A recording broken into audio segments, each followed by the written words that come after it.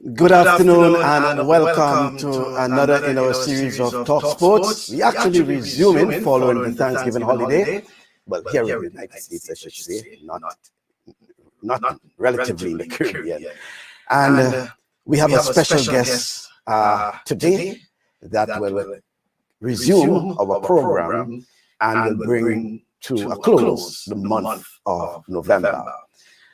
Our special guest this afternoon is no other, well, I should say, a daughter of the soil of Grenada. She's a Grenadian queen, an OECS queen, track queen.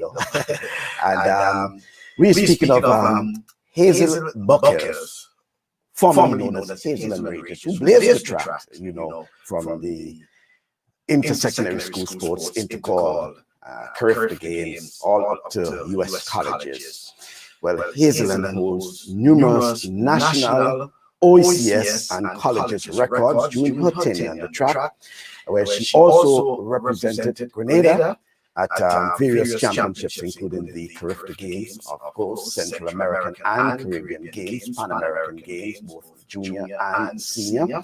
She also represented Grenada at the Commonwealth Games, World Championships, as well as the Olympic Games. Well, it was through her effort, that's Hazel's effort, that we started this Talk Sports program about 6 months ago, when she appeared on the initial program as a support to the first guests. They were all national athletes themselves.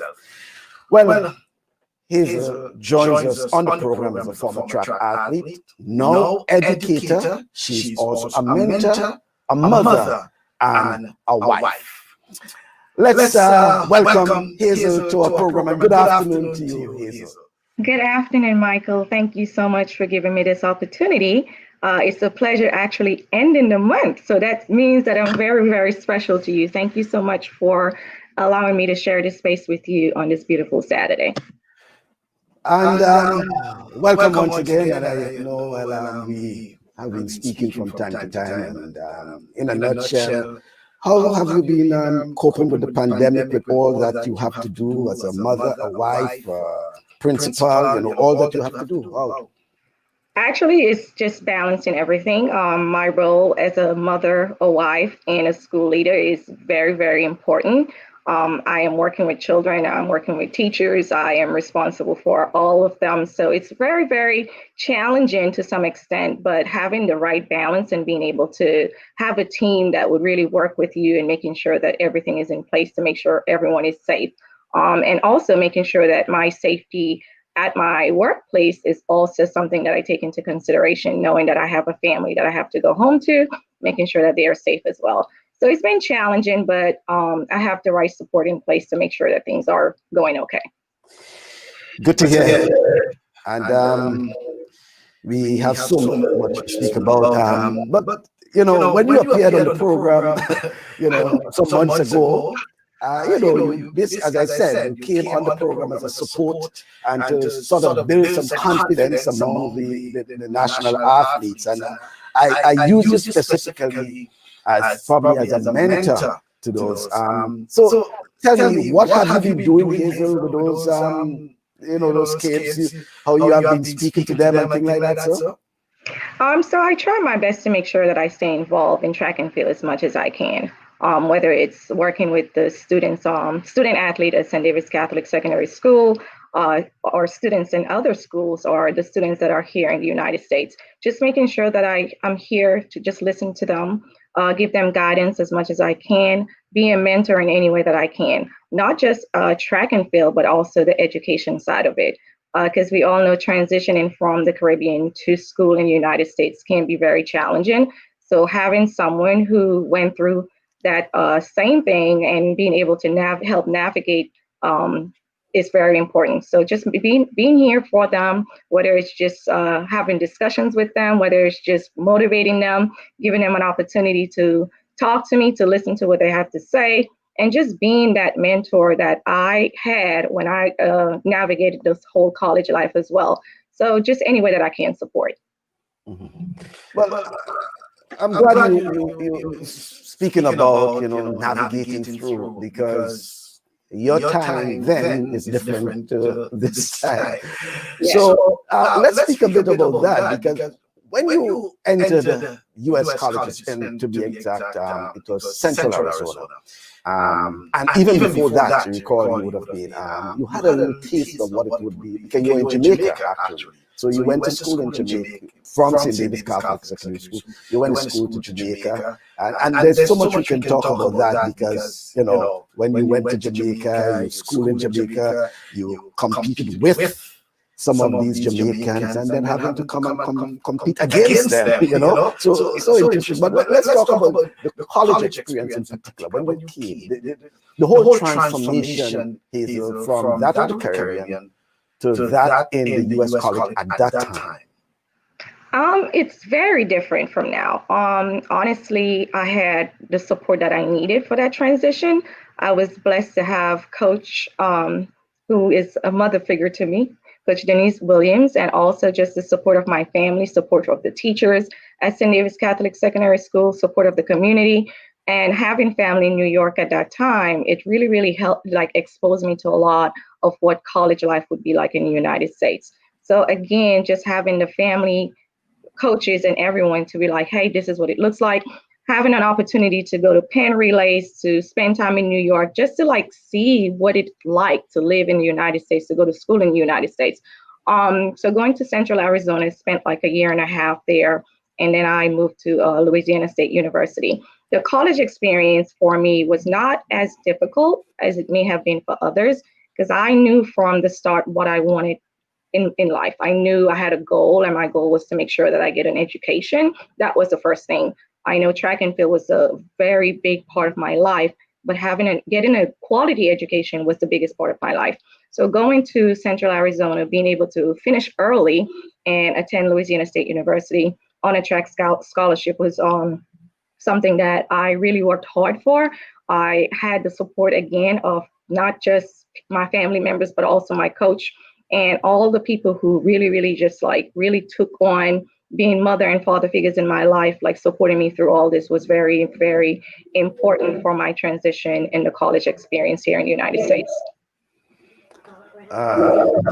Okay, well, quite interesting enough, Hazel. Let's go a bit to talk about the Jamaica experience. I want to build that because there is something that can link to that later on. After St. David's Catholic Secondary School, you went to Jamaica to school and to compete. Why at that time? I needed a challenge, honestly. As we all know, Jamaica has great talent. And if you want to be great, you have to compete against the best. You have to train with the best in terms of athletes. I never wanted to leave my coach. I never wanted to make that transition, but it was what was best for me. And everyone knew that is what was best for me at that time. It was an experience to where I really, really appreciated having to be in a country, on an island where track and field was the world to everyone. So just being able to compete amongst the best athletes and taking that seriousness into from track and field into everything that I do. So like going to Jamaica, going to school to Jamaica, training against the best athletes you can find there in the 400 meters, and going back home and competing against them and being able to do well, that meant a lot to me. But that experience was something that I always would cherish because I believe it brought out the best in me, the best as a person, the best as an athlete. And it really opened my eyes to what I can really achieve as an athlete on the field and off the field as well. That's interesting enough. And indeed, as you know, so much at the time with the Jamaican competitors is that the experience was that in 2000 at the CARIFTA Games, you had to leave Jamaica and return to Grenada to compete and to compete against those who you're probably competing with, as schoolmates in Jamaica. Let's talk about the experience. And by the way, and that particular year, you won gold as well in the 400 meters. That's in 2000, under 20 girls. Yes, well, Jamaicans don't, they tell you exactly how they feel. I mean, it don't matter if you train with them, it don't matter if you're going to school with them. It was all about business. And for me, I'm going back home. I'm here living in Jamaica, and now I have to go back to Grenada to compete with some of the same people that I'm training with are competing against in Jamaica. And while we were all friends and it was all good, it was all about business. I had to go back home and I had to represent. I could not let a Jamaican come to Grenada and beat me on my own soil, just like, a lot of the times I compete against them and they felt the same way. For me, it was about business and it was something that I had to prove. I had to prove to people that, hey, I may not be training in Grenada, but Grenada is home and Grenada is a place that will always be part of me. And in order for me to represent, I had to go out there and train really, really hard. So when we were training throughout the week or on weekends, I always train on Sundays because I was like, hey, if I'm going to go back home and I'm going to beat these girls, I got to work when they're sleeping. So I really took it serious. It built me to a level to where I felt like, you know what, I am ready to do this. And I understand that even being on another island, how difficult it was at the same time, it was about business. And I really wanted to win that day. So I worked really hard for that. Mhm. I know we're saying quite a lot, but I have to say good afternoon to Mr. Dorset. Obviously, he's somewhere around, and he's saying, "That's my beautiful wife." Hi, He baby. would be obviously a pillar to you, being an educator, being a mother, being a wife, and having to do all of that, and still trying to, I know you give a lot in terms of thinking and worrying at times about track and field in Grenada, not probably to the pleasure of Dorset, but obviously your heart is still with the sport, and hoping to see that it is developed. But what are your biggest, and we spoke about that to an extent the last time, Hazel. What are your biggest concerns about track and field in Grenada? For someone like you who have been following it since your retirement, what are some of the concerns you have, and concerns that you wish to speak about? You might have been sharing it with other athletes, past athletes, coaches. What are these concerns? Michael, honestly, my concern has always been the female athletes. I know we talk about athletes in general, and that's not eliminating what the male athletes are doing, but my biggest concern is having high quality female athletes. Honestly feel like we have a lot of work to do with our girls. I am not in Grenada, but I'm not sure how much is being done to really pull that passion for our young ladies getting into track and field. I am very connected and still with St. David's Catholic Secondary School with Miss Williams, of course, again, my second mom. And I am aware of what's going on there and working closely with her to make sure like we push the same level of passion that myself, Kishara, and others had during that time. I know times have changed, children have changed, and the passion may not be there, but I am really concerned because I do believe that we have a lot of great talent in Grenada, both male and female. But I'm really concerned about our girls and getting them involved in track and field. I feel like track has a lot to offer, and I really, really, really would like to work closely with the Grenada Olympic Committee, Grenada Athletic Association, and schools, period, just to see what can we do to bring out the passion in our young ladies and get them out there to have track and field to be something that we continue to develop our athletes and continue to take advantage of what it has to offer. And again, that's for all track and field athletes, but I'm just specifically speaking about the female athletes at this point. Yeah, well, it's something that is of concern to many, and it's also noted that since yourself and you mentioned Kishara and others, there was once a time when outside of Jamaica, probably Grenada was producing the most, track and field athletes in terms of going to, U.S. colleges, Central Arizona, Essex, and such. These days, you find even though there are a lot of restrictions, you still find probably once every 2 years you might find something going on. But aside from that, in terms of the quality as well, is obviously a concern for you. There was once the notion that a track, and I'm talking about the stadium with the synthetic track and all the amenities with it and facilities, that Grenada would be producing world-class athletes. We're not certain that is the case now in terms of, quality. Yes, we're seeing after yourself and Arlene and Kirani and Rondell, and we can name quite a few, Kurt and Linden and Anderson. In terms of quality athletes, we're not seeing that, Hazel. So what are some of, and I know you talk about your concerns, and particularly among the female, but let's overall, in terms of Grenada producing quality athletes who, in your time, in Alan Francis' time, and others, where you can look forward, every weekend you can look forward to, the results, and noting well that Hazel and Ali and others, they're on the podium, they're winning medals for LSU and, others. What you think is going wrong, Hazel? I honestly think, and that's speaking for me, I think it has to start at the younger age. We have to start going into school, start recognizing the talents, and start molding talents. I can say for myself, I went to Croce RC school, and I played netball. I ran track, and everything sports was something that I wanted to participate in.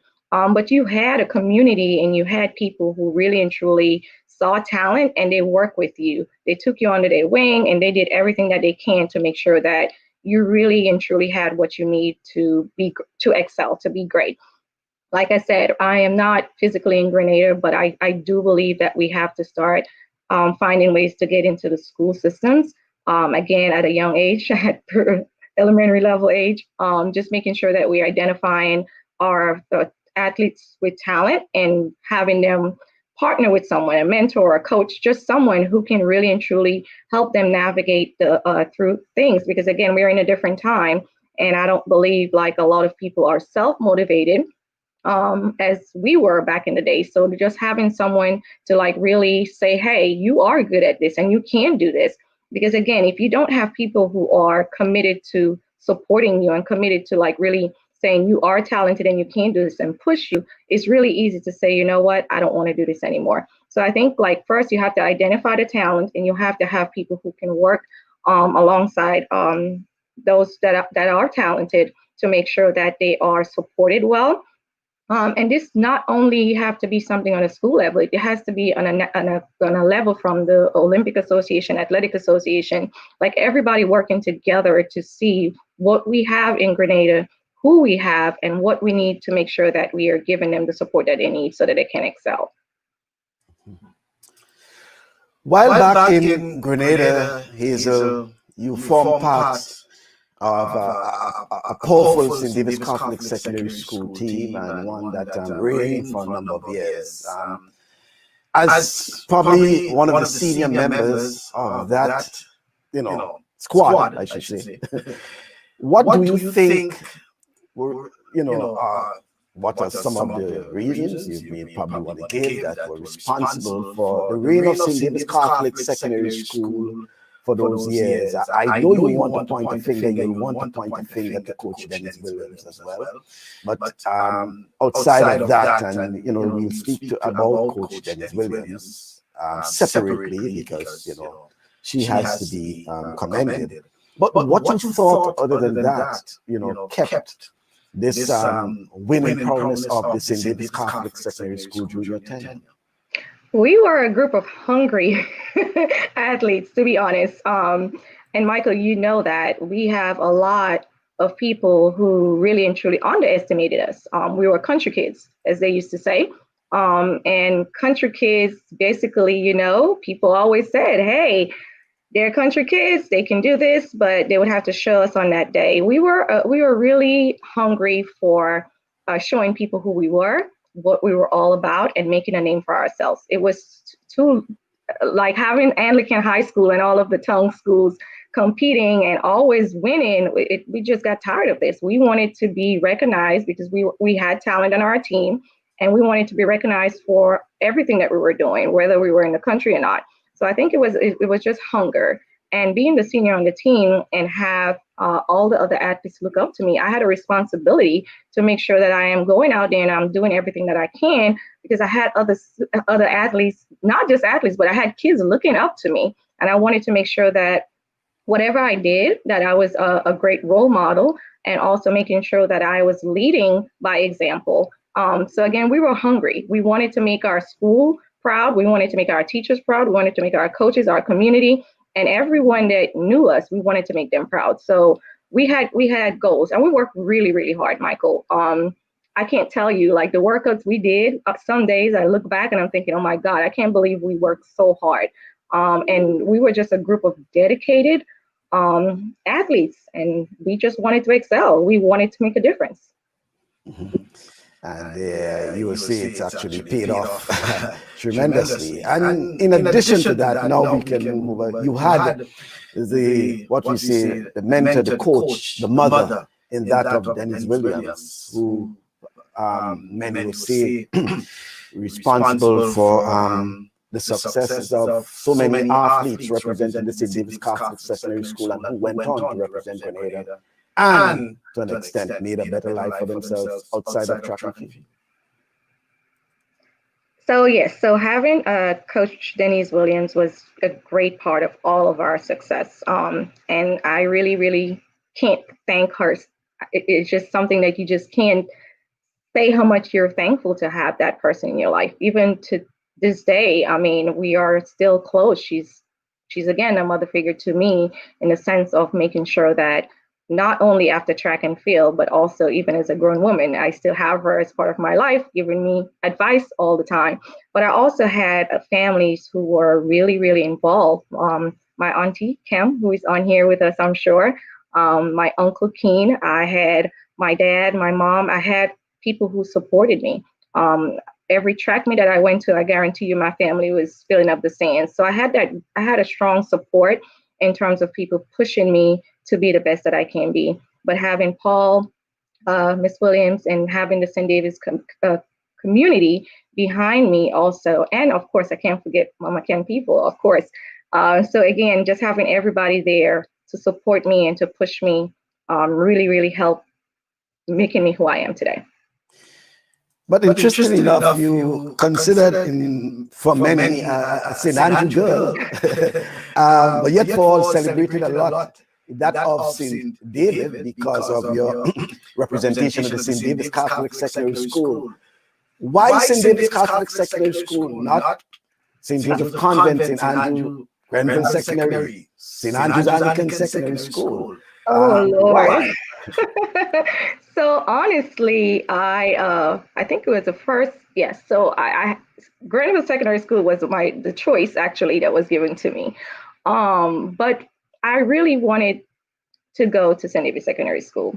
I knew of Denise Williams because she came to my primary school a lot with netball and all that. And I heard about how good she was. And, people always talking how passionate she was about kids, passionate about helping them.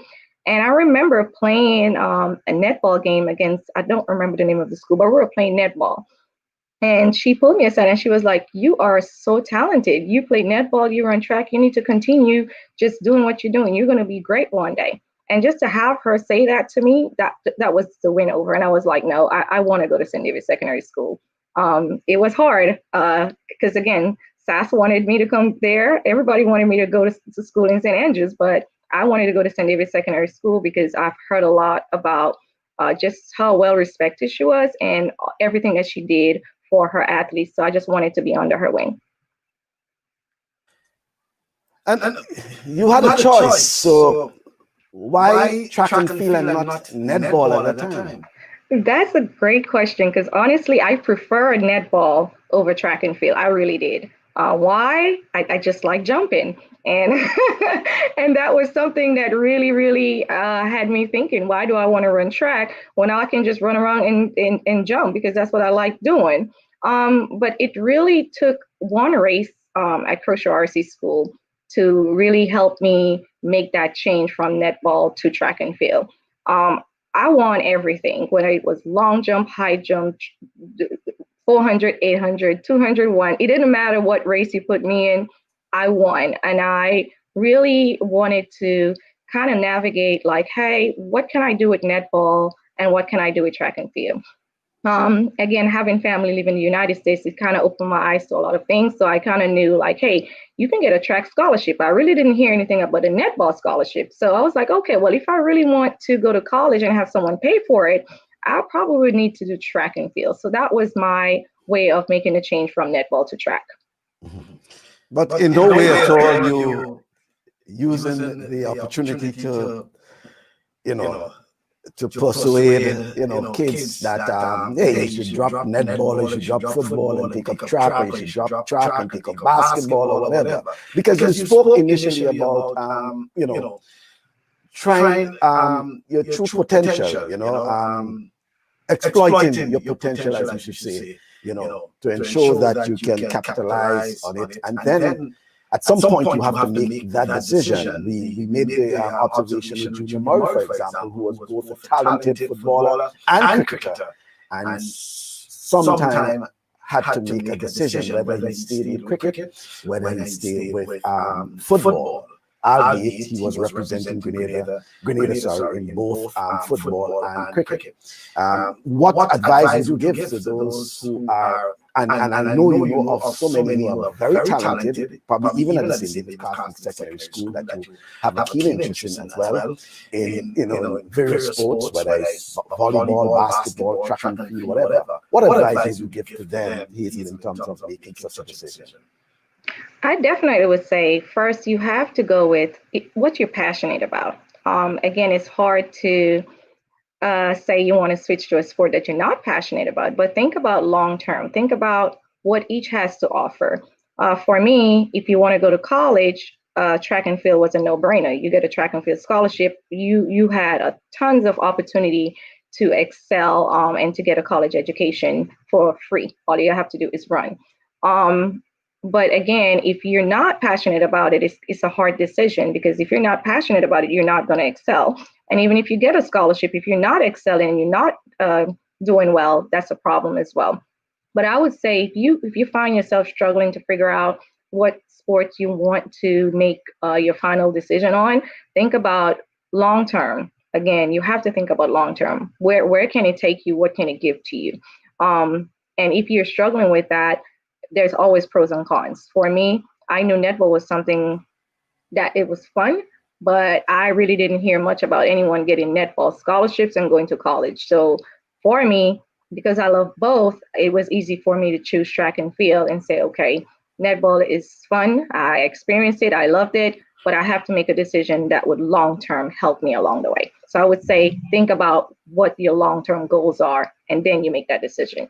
Okay. And we spoke about Coach Dennis Williams, but there was another person who somehow always used to find himself around the the arena, whether it's netball, I recall as a journalist, sports journalist, or even cricket to an extent. The name is Mrs. Ferguson. I think she was the principal at the time. Okay? Yes. And very involved, I should say.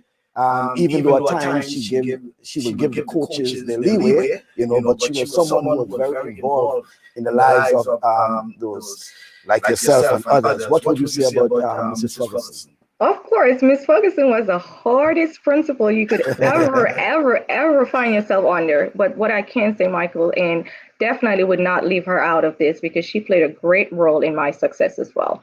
Being the principal of St. David's Catholic Secondary School, you did not want to go to her office. You did not want to disappoint her. You wanted to represent yourself, whether it was on the track, off the track, because someone would tell her, hey, I seen Hazel-Ann or I saw Kishara, and they did not represent St. David's Catholic Secondary School. You did not want her to hear anyone speak anything negative of you. I spent time with her. I stayed with her for a period of time to where I prepared for the CXC exam. She played a great role in my life as well. And I am very grateful to have a strong team of SECSS teachers, principal, coaches who really and truly helped me navigate through this whole college experience and really trying to figure out what it is I wanted for myself. So, of course, and when you hear about Miss Ferguson right now, you still get scared because honestly, Michael, she did not play. Well, Coach Dennis is saying after 2 years in netball, you were pulled out of the netball team on the advice of Mrs. Ferguson. So Yes. you're saying it all, you know. She went on to say that it was all about education and getting a degree. Yes, Michael, and I played netball at St. David's Secondary School as well. So yes, I still kind of wanted to keep doing it. So it wasn't just in primary school, but it was also in secondary school. Okay. Right. Well, Hazel, let's move on to some things outside of, well, let's probably CARIFTA, even though I say outside, because you competed in the CARIFTA Games. In fact, both the CARIFTA Games and the Central American and Caribbean Championships, Senior Championships, staged in Grenada, 2000 and 2003, respectively.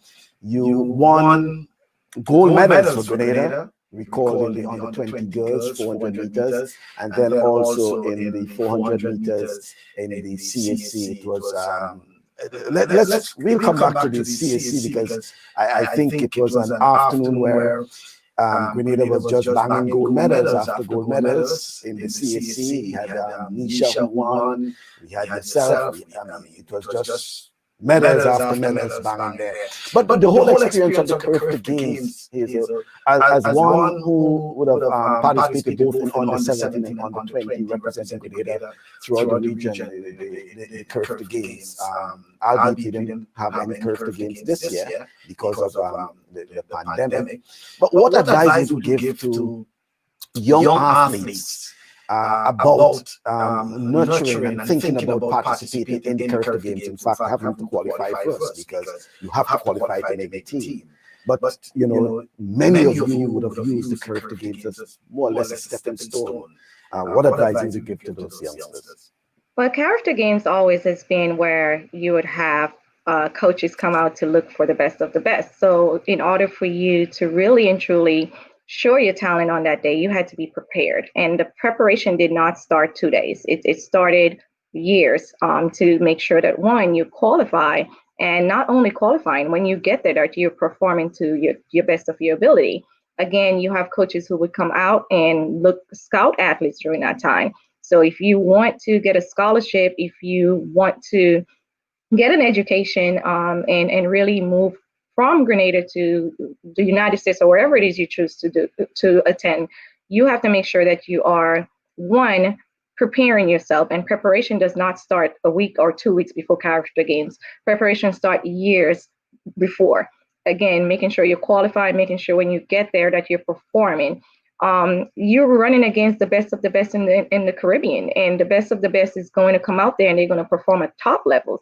So for me, I already knew what I wanted. I wanted to go to college. I wanted to get an education, and I knew track and field was my way out. So I did everything that I can to make sure that I qualified. And when I get there, to make sure that I perform to the top level, to where I know coaches was looking at me with times great enough to get me a scholarship. So if you want to do well, you need to make sure that you start preparing, not 2 weeks before, not a month before, but years before. But do you think, Hazel, that it's still a situation where, I mean, so many things have changed now? Yes, coaches used to be looking at the athletes, etc., inquiring. But with all that is happening now, and then even with the, internet and, so many things can take place, do you think that the, athletes now have to rethink, and coaches as well, have to rethink how they sort of reach out to colleges? It's very competitive now, not just the Caribbean. You see the US colleges recruiting as far as Australia, Africa, all these places. whereas it was easier to get athletes from the Caribbean in terms of proximity, in terms of conditions to an extent. What it is that, you know, athletes and coaches will have to look at and probably refine. With technology now, coaches and athletes have ways to really and truly try to navigate through the whole track and field scholarship, getting coaches to look at them. I mean, you can now record races, you can post it on YouTube, you can send it to coaches, you can get scouts to look at you by not having to even leave the country. So again, it's all about how innovative you are and tech savvy you are in terms of making sure that when you run a race that someone may not know about, that you record it, that you post it, and that you're sharing it. You're keeping up with what we all use technology for, selling things, to make sure that people see your talent and able to judge your talent and provide you with the information that you may need for the next step. So I would encourage coaches and athletes not to just sit back and hope that someone would call you or reach out to you, but also use technology for what it's worth, making sure that you're videotaping, you're recording, whether it's practice, whether it's races, everything that you would want them to know, and to really check your talent out, make sure that you're using technology for that, and sharing it with others. Mm-hmm. Yeah. Well said in terms of that, Hazel. You left Grenada, you went to Jamaica. From Jamaica, you headed over to Central Arizona Community College. The experience of community college, you know, some may have been lucky to move from high school straight into, you know, university, competing in NCAA Division I, etc. But you know, you had the experience of competing in the NJCAA, which, by the way, is as competitive as the NCAA. For those who don't know, you know, NJCAA, you know, and by the way, as you can allude to as well, that many of the top athletes who competed at NCAA Division I somehow may have come out from the NJCAA, which is the junior colleges. What was the experience like, Hazel, especially at Central Arizona, where it was predominantly, to some extent, Caribbean athletes? You know, Caribbean athletes. You have quite a number of Grenadians as well, but a lot of Caribbean athletes. When you look at the, you know, the roster, you know, Grenada, Jamaica, you just name it, Trinidad and Tobago. What it was like in terms of competition at the junior colleges? Honestly, Michael, yes, it felt like NCAA, because you had Essex, you had all of the junior colleges who really and truly, they had quality athletes. And I think for us, it was more about, we're new to navigating the whole college itself. So we wanted to start small. And that's going to junior college gave us an idea of, okay, this is what it's like. So starting small, being able to compete and navigate the whole process of what you want to get your college degree in, I think it gave us some time to kind of get ourselves together and get used to the American system.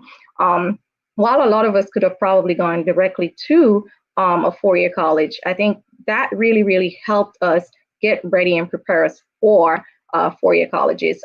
For me, I only spent 1.5 years. I did not spend 2 years there. Which normally that's what it would take for you to leave and then go to a four-year school. But I think it really helped us, one, navigate the system, understand what it meant to be in a college in the United States, and two, it gave us an opportunity to compete at a level that really and truly, it was like the NCAA, because we were racing against top people from the Caribbean islands. Like I said, all of the junior colleges that I am aware of had top athletes from the Caribbean. CSC, definitely, the roster was filled with Jamaicans, Grenadians, St. Kitts, Nevis. It didn't matter where it was. It seemed like everyone on that campus on the track team, with very few being American. So I do agree that it was very challenging. And I think I still hold a record or something in the 400 there. It's been so long. And we also won indoors that year. So that was really a great experience. And it really helped me also prepare me for coming to LSU. Yeah. And as you said, getting from CSC into LSU at the time, it would have been also very competitive to get into a school like LSU at, during your time there, Hazel. What it was like getting LSU probably over, well, probably Florida, probably Texas A&M, what it was like in terms of the competitiveness in getting into these Division I schools. Honestly, for me, I was being recruited by so many top schools. It was hard. It was really, really hard because you visit the schools and you're like, okay, I want to go here. I think I want to go here. But then it came down to, for me, going to LSU because it felt like home. When I visited, it felt like home in the sense that there were people there that I knew. And Nisha Bernard Thomas, as you all know, is one of my best friends as well, her and Kishara, because I don't want to leave Kishara out. We both wanted to go to the same school. We were at Central Arizona together, and we both wanted to go to the same school. So after our visits, it was down to what school do we really believe would give us the best, one, education, and two, competitiveness. Again, while we had top colleges and all of them were good, LSU was just the place that felt like home to us, and that's why we chose LSU. Well, and you said Nisha, you mentioned the name Nisha, and just to give a plug to those athletes who would have been competing at that time, because you had Nisha, we also had Miss You Francis, who was competing, and then we had the guys like Arlene Lett and Aldine Alexander. So LSU actually boasts quite a few Grenadians. Yourself, of course, Arlene Francis is another one who would have been ahead of most of you. Your name actually, and I know you don't like to talk about a lot about that. Obviously, it's plastered somewhere around the walls of LSU. I've noticed it at the Armory in New York, so it would have been probably for indoor racing, But what it was like, Hazel, competing for LSU week after week, then, I mean, I can say about my coverage in terms of having to, get in touch with you almost weekend after weekend. But in terms of that competition, traveling the length and breadth of the United States, competing almost every weekend during the track and field season, whether it's SEC, whether it's NCAA regionals, just name it. What the competition was like then. If anyone understands track and field and understand competing at a high level, competing in LSU was like racing at the Olympics week after week. You're at a school where legacy is something that we take seriously. And just seeing the girls actually when I was in high school at Penn Relays, I was like, I want to go to this school. It's just everything about their demeanor, their competitiveness. It was competitive. We had to live up to the expectations that people before us did well, and we're not going to settle for less. So we compete week after week to make sure that we, one, break records, set records, and make LSU proud. We were a team of young ladies who really and truly just wanted to dominate. It was all about being the best of the best. It was all about showing people that we meant business, and it was just making sure that we continue to be a team that continue to win championships. And it was all about winning first. It was about winning and making sure that we have people come out there and say, hey, you're a Tiger. And it meant a lot to us. It meant a lot to me, I know. And having coaches who really and truly spend time with you to make sure that you are ready. While it was difficult, it was definitely an experience of greatness. It was something that I really and truly prepared for every week, knowing that I wanted to be the best and I wanted to compete against the best and I wanted to set records and I wanted to leave my name on the wall. And so you did as well. Let's just take a little break. I'll be back shortly, Hazel, but it's so much nice. We have so much more to talk about. We just want to take a little break and be right back in a moment.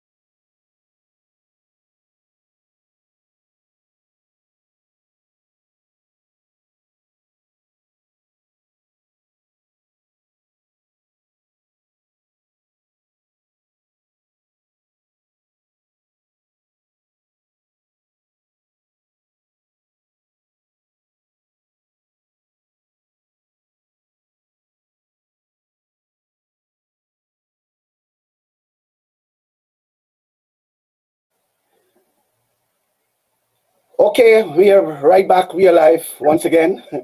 And Hazel is with us, as you know, our celebrated queen of track, the queen of the track, as we will say, you know. And Hazel, year after year, for quite a while, you were representing Grenada, you know, on the track, whether it was Pan Am Games, whether it was the Commonwealth Games, whether it was the Olympic Games, we should say. Share with us the experience. Obviously, it will be lifetime experiences. You know, you carry the OLY at the end of your name there because you're, you know, an Olympian by respect. You know, what those experiences competing in all these championships. In fact, you may be probably the only female Grenadian athlete that would have competed in all these championships, whether it was CARIFTA Games, CAC, Pan Am Juniors, Pan American Games, CAC Games and CAC Championships, you know, NCAA, NJCAA, World Championships, Commonwealth Games, Olympic Games. I mean, I may be missing some of them, you know. Share with us those experiences, Hazel. Well, Michael, the thing is, Grenada has always been known as a small island. I don't think a lot of people believe that we even existed. For me, it was about putting our country on the map. And I know that right now things are different and everybody have their opinion about who is putting who on the map. But for me, it was about people knowing who we were. And every time I wore this uniform and I represented Grenada, I wanted to compete and I wanted to make sure that people knew who we were. So those experiences for me was a blessing. It was a way of giving back to my country. It was a way of letting people know that, hey, we do exist and we do have talent. So every race that I competed against, it was about doing it for my family, doing it for my country, and making sure that uh, the younger people who aspired one day to run on my level or to be an athlete, they knew that this is something that is possible. I wanted young girls to see me and say, hey, I want to be her one day. I want to be able to travel the world. I want to be able to put on the Grenada uniform and represent my country. And that meant a whole lot to me. I had a lot of young ladies who look up to me, and I just wanted to make them proud. And by doing that, I think it motivated me more. Mm-hmm. Yeah. Now, with all of that behind your back in terms of competition, it's now your focus is now primarily on family and work. You know, let's talk a bit about work first.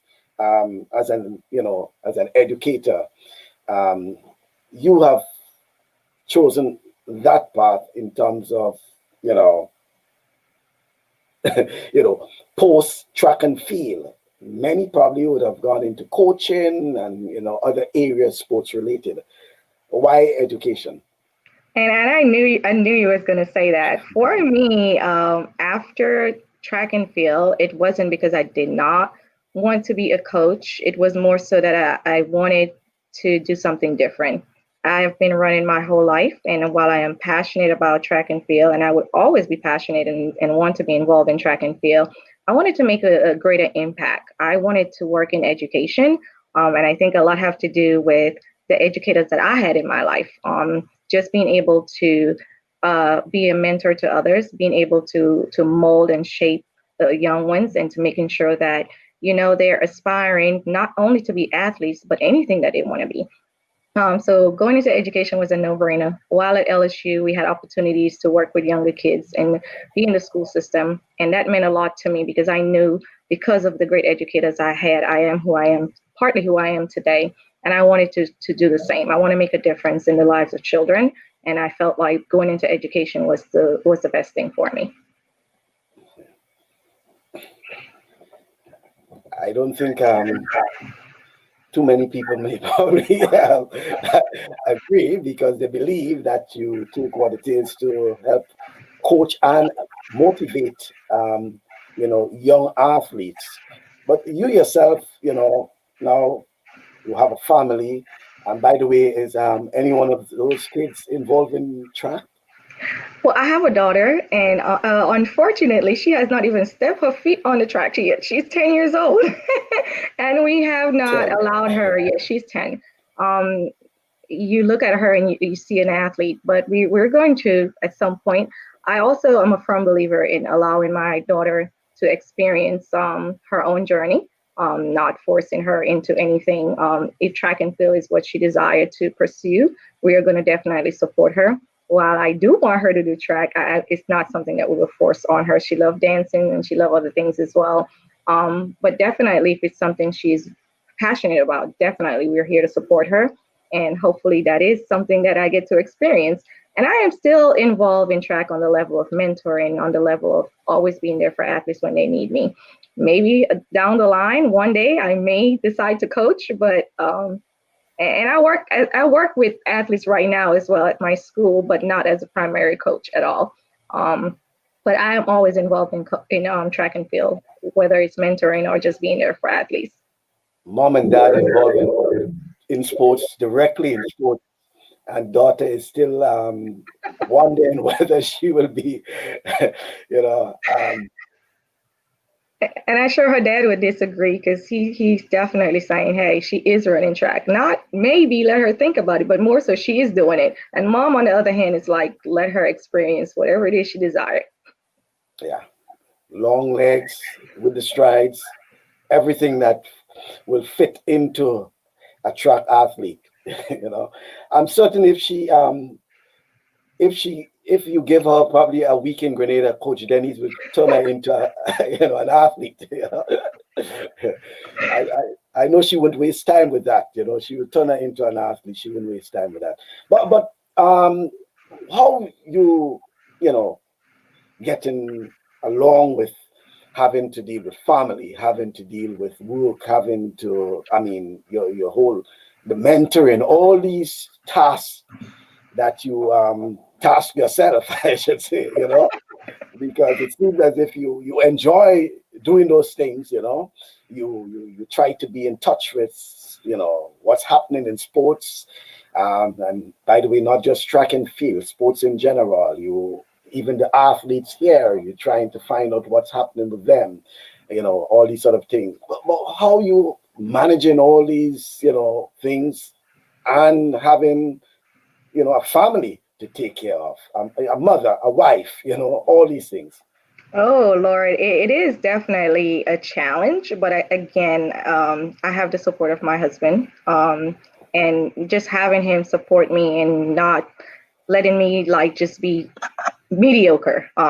So even though it's a lot, once you have the right support and you have people who believe in you, I definitely believe that it's possible. Being an educator, being a mentor, a wife, a mother, and all that, it's definitely a good thing. Even though it have its challenges, you have to have the right people in your corner. And I know I keep saying that having the right people in your corner make it easier. So it's not that I go home and I have to figure out everything on my own. I have the support of my husband. I have the support of my in-laws. I have the support of my family, even though they're far away. They're still there. But you definitely have to find a balance, and that is something that I have worked on a lot, because I try to get involved in everything. So just having that balance and understanding that there's a time and a place for everything. When it's time for family, it's time for family. When it's time for work, it's time for work. And you just have to have that balance between everything that you do. But at the same time, not settling for less or not doing things because you don't want to have another thing on your plate. Just having that perfect balance. Mhm. Well, I noticed the bacchanal start already because he's already saying that she will be, and you know, it speaks volumes in terms of she will be a track athlete, you know. But you know, it's interesting, you know, because I know not many parents, you know, for some reason or the other, try to push their kids directly into, you know, the sport that would have given them that. They allow them, you know, to experience for themselves and make that decision probably for themselves. The parents probably will provide guidance to an extent, you know.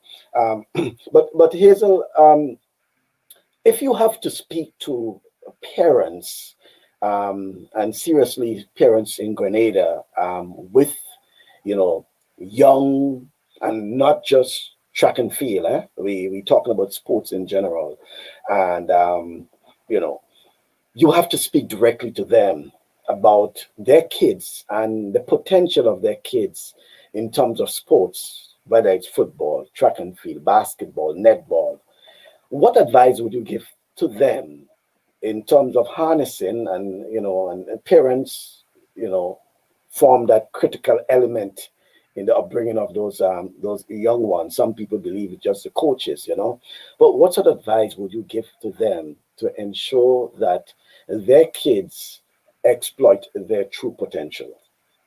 I definitely would say to them, same thing my parents said to me. My dad was like, whatever it is that you desire to be, I am here to support you, and I'm here to make sure that you have everything that you need to get there. Parents need to be involved. This is not only about coaches, because I think sometimes once we find talent, we believe all of the work is on the coach. This is not how it is. Your children need you to be a part of everything that they're doing, because again, there is something about family being involved in your life, being involved in what you're doing, that's different from just having a coach. So I would definitely say to parents, if you have children that are motivated, that are talented, or if they're not motivated and they may not be that talented and they want to pursue any type of sports, that you be involved. You don't have to know about the sport in order to be involved. Just showing up to the game or to the meet alone is enough support. Speak life into them. It's difficult when you come from a track meet or any sports and you have a loss, you feel down, you're not motivated anymore. So you have to speak life into them. Even when things are not going well, you're there for them. You have to make sure that everything that they're involved in is positive. So stay away from the negativity, stay away from anything that would make your children feel like they're not good at what they're doing. So again, speak life into them, motivate them, be there for them, support them as much as you can, because again, we can't do this without our families. We can't do this without our parents. We need them every step of the way. Okay. Well said in terms of that, Hazel. And indeed, we're hoping that parents will be there to support and guide the young ones. It's critical now more than ever that we get that sort of support for those young ones. While we're on that, Hazel, your time of competition, and we mentioned the likes of Kishara George and the Nisha Bernard Thomas, well, mainly at LSU. But in conversation with you prior to the program, we are trying to, come up with names of some of these athletes. And, while we're speaking, names were popping up, and in some instances, folks, we knew them as one name and then they were using another name and, sort of things like that. So and we understand sometimes you're one name in school, but your actual name on passport and birth paper could be different, one in particular was Aldine and, I think Abel, when you look at LSU, you see Abel, but we know him as Aldine Alexander, things like that. But let's talk about some of the other athletes that we may have forgotten. And I'm speaking around your time in particular, athletes' names that you may want to call, and for some reason we have not heard these names in quite a while. I mentioned Arlene Lett, for example. I mentioned, Abel or Aldine Alexander, Miss You Francis, Nisha Bernard Thomas. We also Kishara. But who are some of those other athletes around your time that you may want to mention, and for some reason they may have been off the spotlight, for quite a while? Oh, by the way, Kieran Francis is another name, I think. And by the way, not just St. David's Catholic Secondary School. Yes, so we all stay in touch. Even if it's not on a regular basis, we're still in contact. But I definitely want to talk about Lisa Pascal and Lisa Slinger, because those two girls from Anakin High School really and truly was part of the reason why I really wanted to do well, because they were the talk all the time.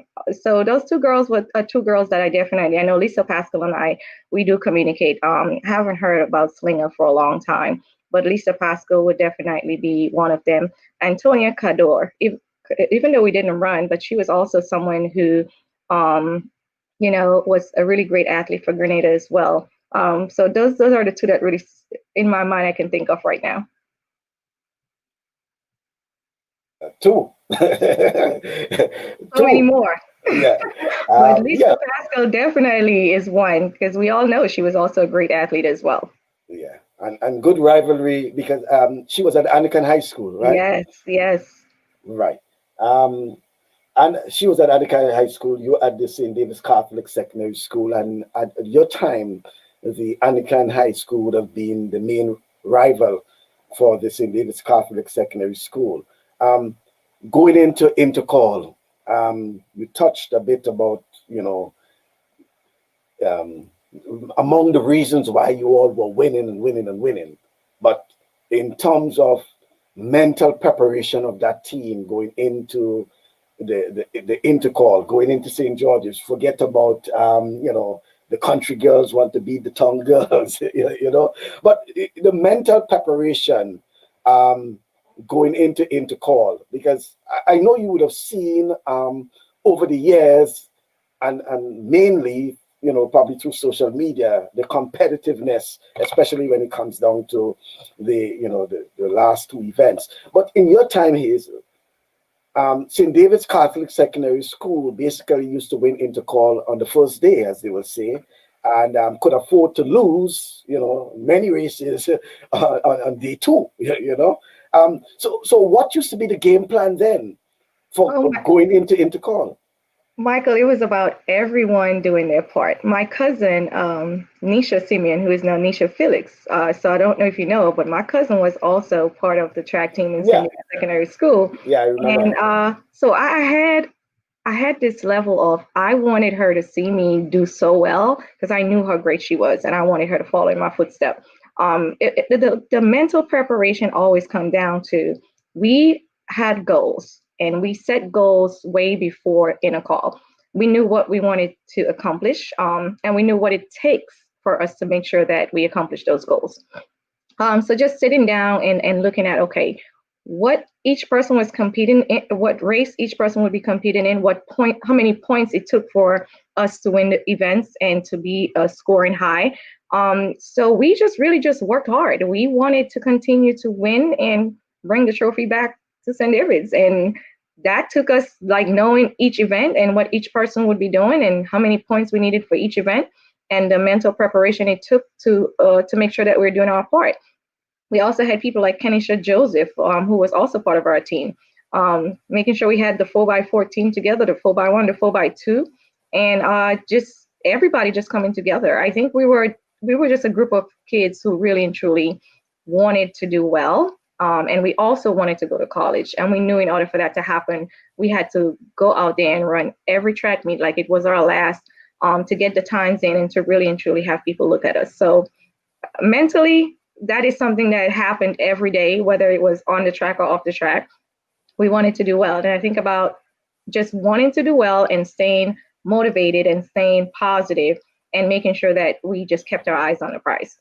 Mm-hmm. And you believe you brought that level of competitiveness into your college tenure as well. I noticed some photos with yourself and Coach Dennis Shaver, then yourself, Nisha Bonner-Thomas, and you folks formed what was a very competitive 4x4 relay team for probably 2-3 seasons. Let's talk a bit about that in particular, Hazel. What it was like, in competition, especially really running with the likes of Nisha Thomas and is it Donia Lawrence? Deanna. Yes. Always trying to remember Deanna Lawrence. So many years now, and I'm still trying to catch up with those names. But that 4x4 team in particular, it was the talk of college relay teams during those years. I recall, whether it's SEC, which Southeastern Conference, of which LSU was part of, or whether it was the NCAA. That competitiveness, Hazel. Let's talk a bit about that. You're right. So moving to LSU, again, we're a team where mediocrity was not something that we settled for. We had to be the best of the best. That team was made up of myself, Nisha, who ran the 800, We also had Monique Hall. She was a 200 1-2, but put on that 4x4, and we had a team. We also had Nadia Davies. She's a Jamaican as well. Deanna Lawrence. We had Brooklyn Mars. We had a group that if one of us was not able to run, we knew we had someone who would step up and take the place of that person to make sure that we continue to win. Yes, the relays were something we did not back down from, and it was really an experience of we wanted to win. We wanted purple and gold to be seen everywhere, and we wanted to leave our mark. It was also about doing better than the people before us. So again, at LSU, we look at who had the records, what it took in order for us to break the records. We just wanted to dominate, and we wanted to eliminate records. And to be honest with you, a lot of the competition and competitiveness was about doing better than the previous group, always. So it's interesting to talk about relays and to talk about relays at the colleges, Hazel. But it's also sad to think that when it comes to Grenada, with all this talent, male and female, that we have not been able to field successfully relay teams with world-class athletes. And we can probably look at the male. At one point in time, Grenada had 3 quarter-milers in the top 10 in the world. And there were countries who had not even 1 quarter-miler in the top 10, but they were on the podium, winning medals as a relay team. As a former track athlete, quarter-miler, Hazel, what's your thinking? What's your beef? What's your concern? What's your disappointment about Grenada not being able to put together competitive relay teams on the international scene?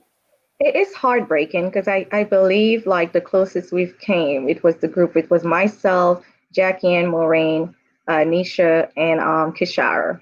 And that year, we really thought we was going to make it to, I think was it Olympics or World Championship on that 4x4. I think we went to Cuba or one of the islands to run, and we were very close. But I think a lot have to do with, again, you're going to school where Nisha and I went to LSU.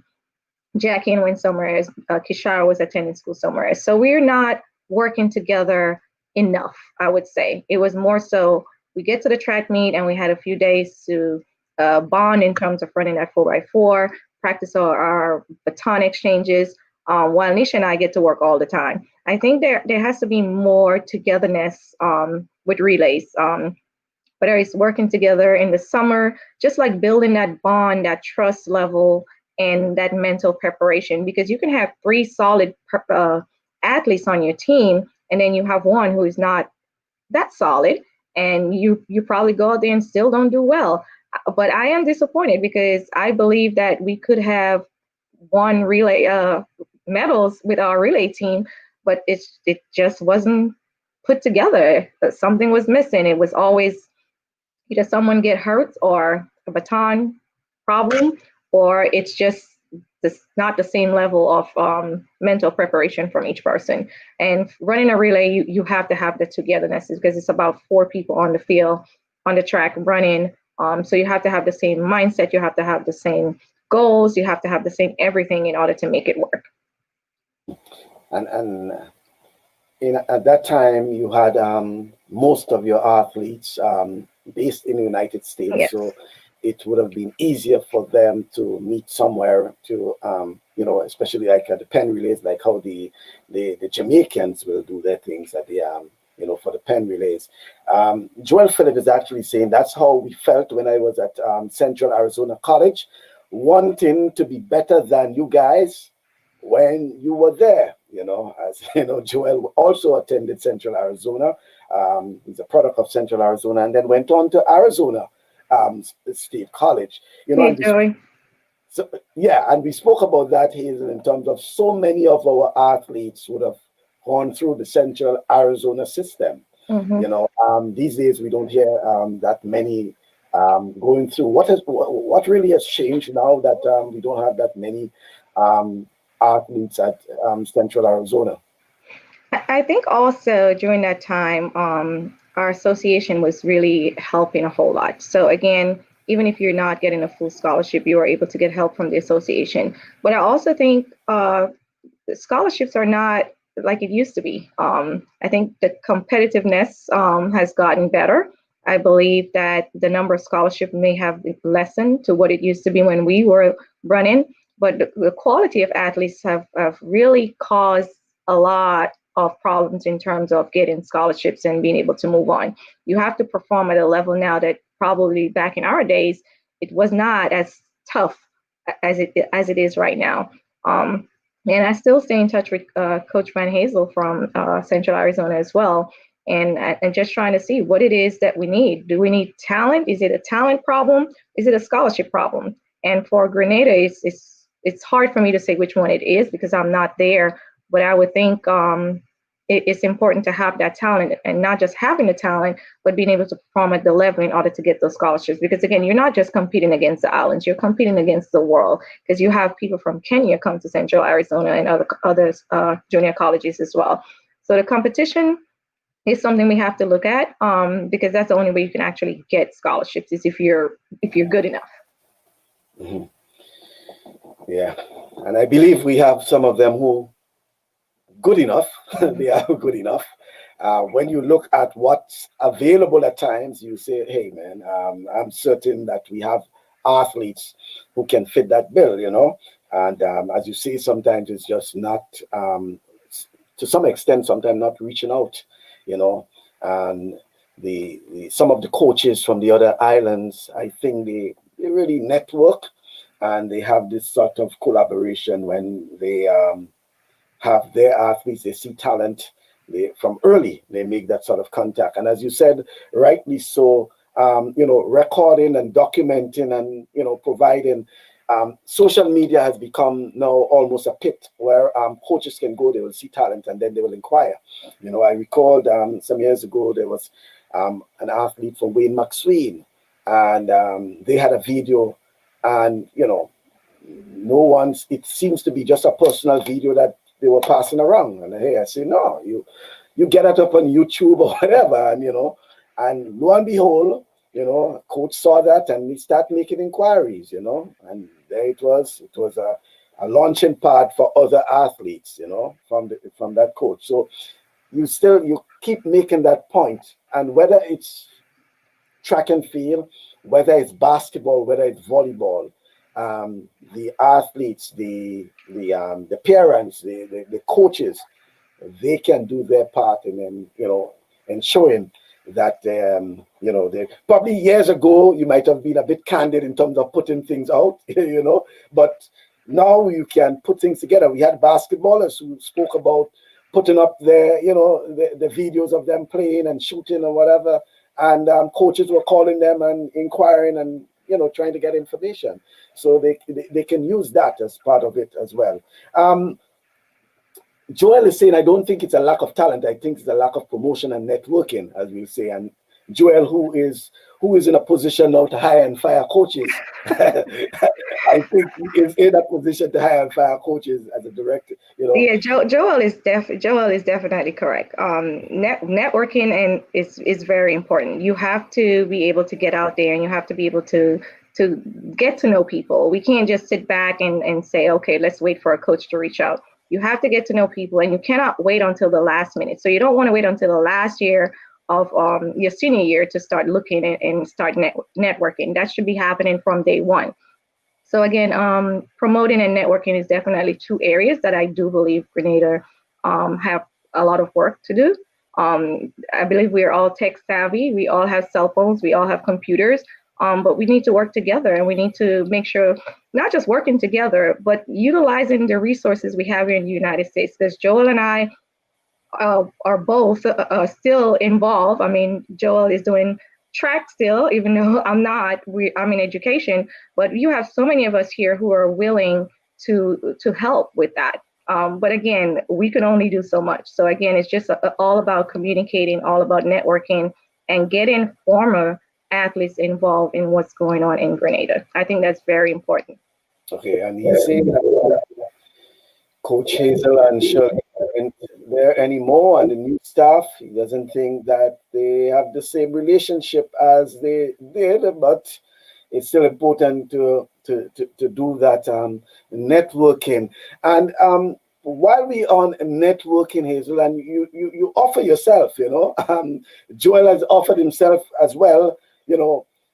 Is there anything wrong in coaches, in parents, in even athletes themselves reaching out and showing an interest, to yourself and Joel and others that they may, trying to get information, trying to seek information, trying to get guidance on how to go ahead doing certain things? Because sometimes, rightly so, we put a lot of the blame sometimes on the associations, but the associations cannot do everything. So sometimes there's the personal responsibility, of the parents, of the coaches. I know of coaches who take it up on their own and, seek, what sort of restrictions are there that for coaches in Grenada in terms of reaching out to other coaches in North America at colleges? Well, of course, you do want to make sure that you know the NCAA laws and rules and everything. You don't want to do anything that would get that athlete in trouble. I think once you're familiar with the rules and you know how to navigate and find the information that you need, you would be okay. And I know Joel is an expert in that, since that's something that he's doing on a daily basis. But it doesn't hurt to ask questions. It doesn't hurt to reach out to others to get the information that you need in order to help the athlete. And I know in terms of us as former athletes reaching out to the association or reaching out to our former schools to see what it is we can do. So I am very involved in what's going on with in St. David Secondary School. But I don't just want to be involved in what's going on in St. David Catholic Secondary School. I want to be involved in what's going on in athletics in Grenada, period. It's an effort that I have to make, and it's a communication and collaboration that needs to happen. And not just with me, I think with all former athletes that are really and truly continuing to try to see what needs to be done to get us back where we need to be. Of course, we have Kirani, we have others, but we need to make sure that we have athletes who are going to take their places at some point. And as of now, we don't see that. And in order for that to happen, we need to all work together. And don't forget, we're still on track. We're still planning sometime in 2021 to get all our former athletes somehow into one group, one organization.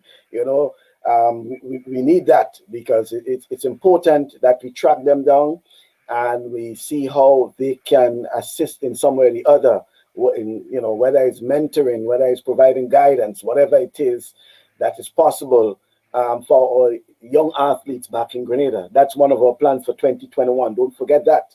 Hazel, yourself, and Joel, and some of the other athletes we had on the program have already agreed to be part of that process. We need that to get our athletes and somehow that can provide some sort of guidance, some sort of advice, even to local coaches, to parents, to athletes, even to the association in Grenada, because you folks would have gone through the process.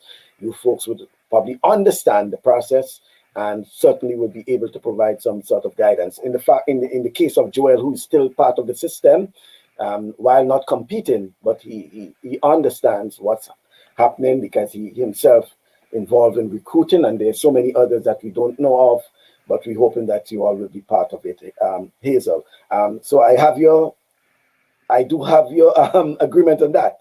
You do have my agreement on that. It's something that I've been wanting to do for a long time. And I noticed that it works really, really, really well in other islands. Look at Ali-Ann Pompey. She's doing so well for Guyana right now. And I just look at other people, other former athletes who are really doing things to help their country be successful in terms of navigating the United States with younger athletes. So I think we have the same caliber of former athletes and the same level of education that honestly I don't think a lot of people know that we have. We have so many of us here who have graduated, have multiple degrees, and know the education side of it, also know the sports side of it. So I think that is talent we have to utilize.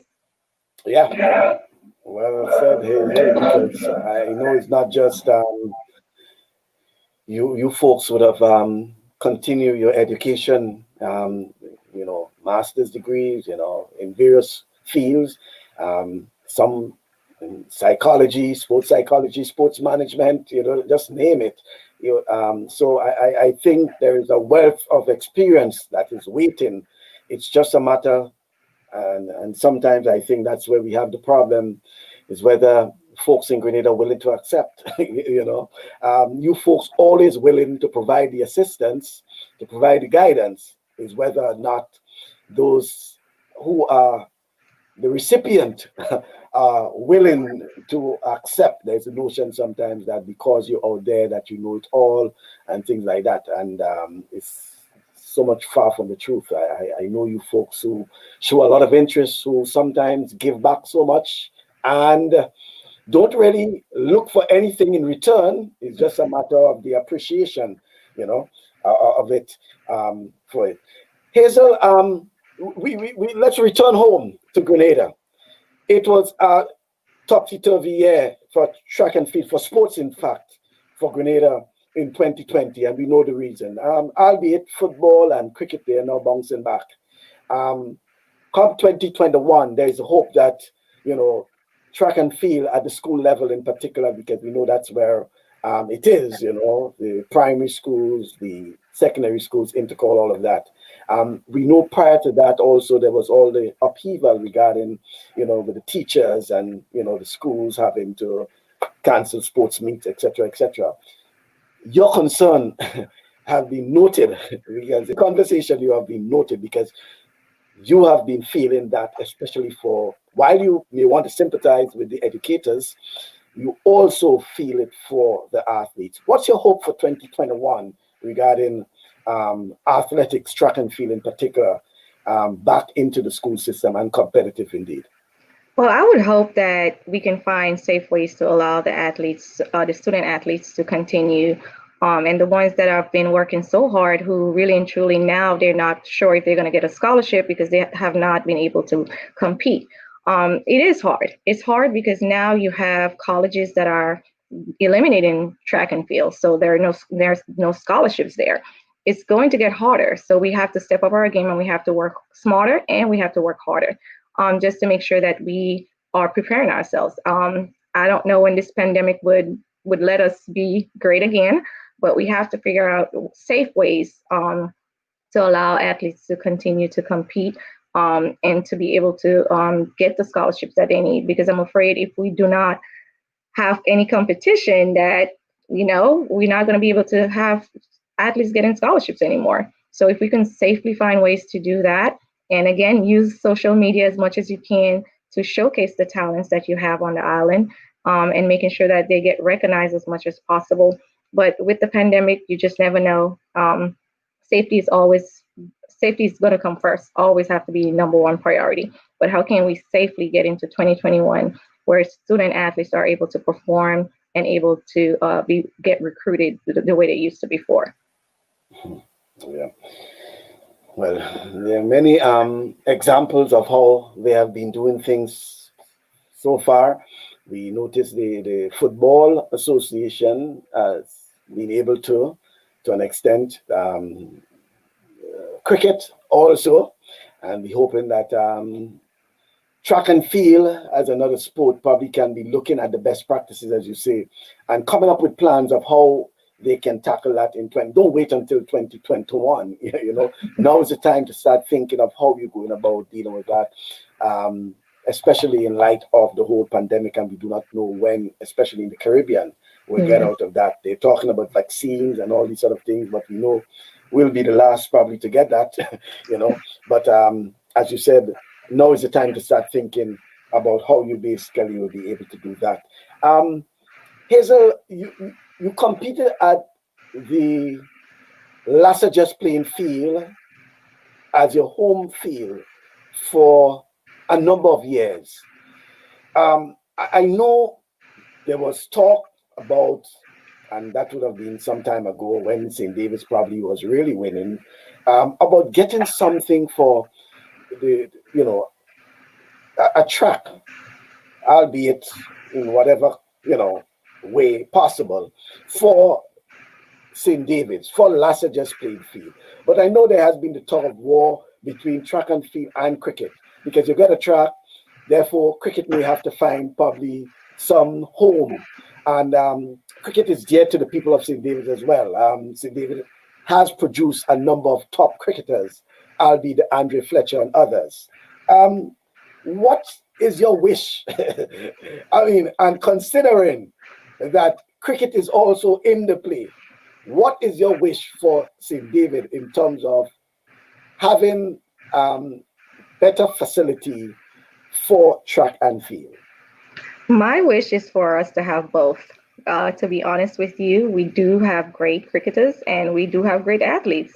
It's a situation where I would want a field for track, and a situation where cricketers would want their cricket field as well. So how about just having both? I think we deserve it. I honestly understand that funding is a big problem. We're a small island, and finding the money to get that done may be challenging. But I think that's also something we have to take into consideration. When you have talent and you don't have a facility, it's not motivating. We trained, on the beach. We ran the hills. We found ways to train because we did not have proper facilities.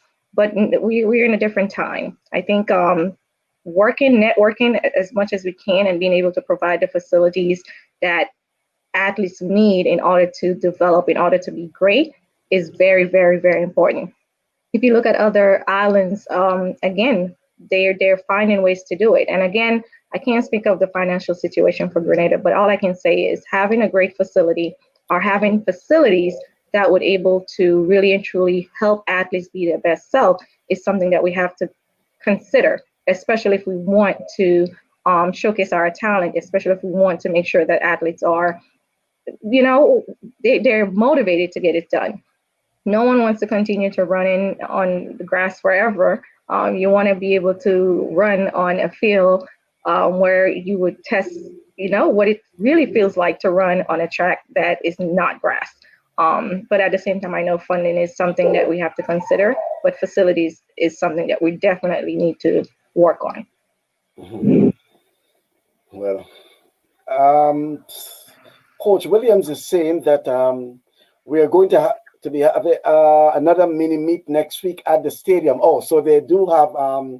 We had 2 mini meets thus far since the pandemic, and there are good participation from the clubs. So it's good to see that the mini meets are continuing. Very important indeed for having the mini meets. But one thing, Coach Denise, I think we need to.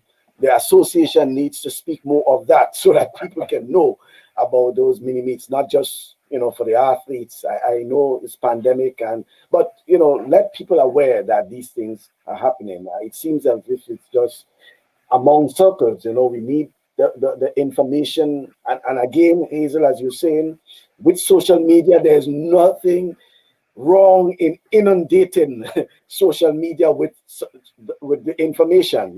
It's important, so that people at least will know that these things are happening, especially for those who are quick to criticize and the critics. You always have that to show that things are happening. But it's good to know that our athletes are they have something where they can find competition, because it's much more than that. And Hazel, that in your time, there wasn't that much mini meets as we have it now.